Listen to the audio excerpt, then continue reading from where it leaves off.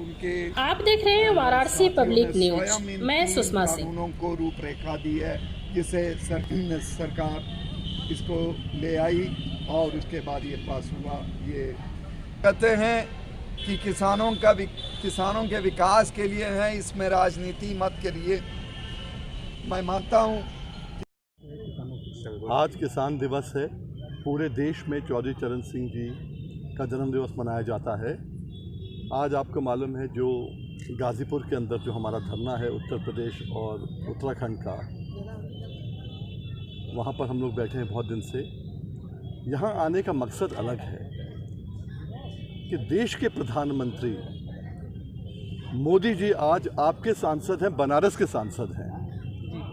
हम देश में प्रांत प्रांत घूम के हर कहीं बोल के और उनको हमने हाथ जोड़ के कहा कि हमारी बात मानो, ये 3 बिल वापस ले लो, हमारे लिए नहीं है। जिस आदमी को डायबिटीज है उसको मीठा खिला रहे हो, हम कह रहे हैं हमें मीठा नहीं चाहिए, वो खिलाने में तुले हुए हैं। हम कह रहे हैं बिल जो ऐसे हैं कि जिस बिल से किसान बर्बाद हो जाएगा पर लागू करने पे तुले हुए हैं। उनकी दोस्ती अडानी से हो, अंबानी से, कहीं हमें मतलब नहीं होता।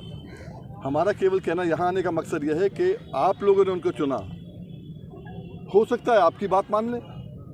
बनारस के लोग मोदी जी से कहें कि मोदी जी, देश के किसानों ने वीएम सिंह को यहाँ पर भेजा है कहने के लिए कि आपके प्रधानमंत्री ने यहाँ पर जो है आपने ताकत उनको दी, वो ताकत हमारे खिलाफ इस्तेमाल कर रहे हैं और हमें कह रहे हैं फ़ायदा हो जाएगा।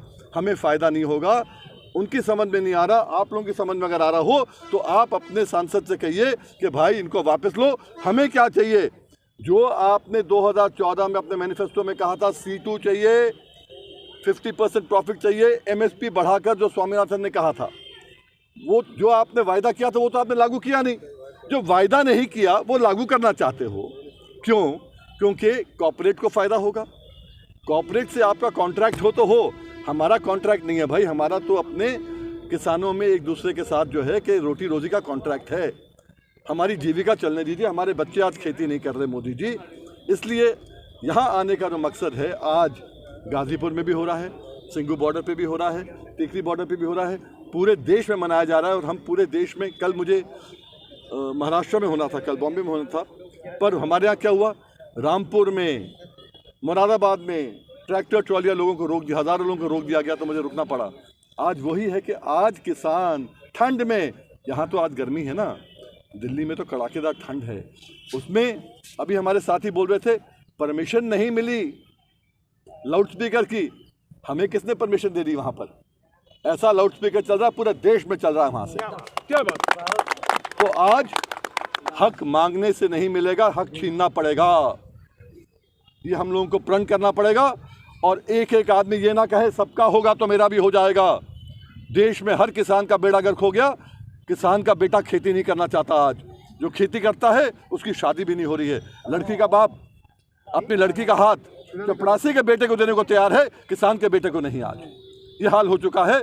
इसका परिवर्तन आएगा। ये परिवर्तन दिल्ली से नहीं, पूरे देश से आएगा और बनारस को पूरी भूमिका निभानी पड़ेगी इसके अंदर।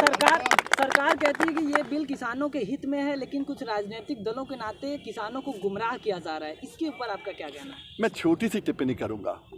जब से मोदी जी आए हैं, उनकी मार्केटिंग और पैकेजिंग इतनी बढ़िया है कि हर चीज़ को जो आपके हित में नहीं भी हो तो आपको बेच देते हैं और वोट भी लेते हैं। कभी बालाकोट के नाम पे लेते हैं, कभी पुलवामा के नाम पे लेते हैं। और इस बार ही उन्होंने सोचा कि 3 कानूनों के नाम पर कॉर्पोरेट का फ़ायदा करा लेंगे। पर किसान इस बार खड़ा हो गया, पूरे देश का किसान खड़ा हो गया। हमने 27 अक्टूबर को पंजाब के किसानों को भी दिल्ली लेके हम आए। आपको मालूम है कॉल तो हमारी थी ना, 26-27 की अखिल भारतीय किसान संघर्ष समन्वय समिति की थी, जिसमें किसान न्याय मंच भी एक हिस्सा है। तो हमारी कॉल हमारी थी। पूरे देश के किसानों को इकट्ठा किया। हमें कोरोना हो गया, हम पीछे हट गए, थोड़ा उसमें कमेटी से हट गए। पर आज मजबूती से जो लड़ाई लड़ रहे हैं, बताने के लिए मोदी जी, आपका कहना कि कुछ चंद राजनीतिक पार्टियां बेवकूफ़ बना रही हैं। आप देख रहे हैं BPN न्यूज के YouTube चैनल को लाइक, शेयर, सब्सक्राइब करना ना भूलें।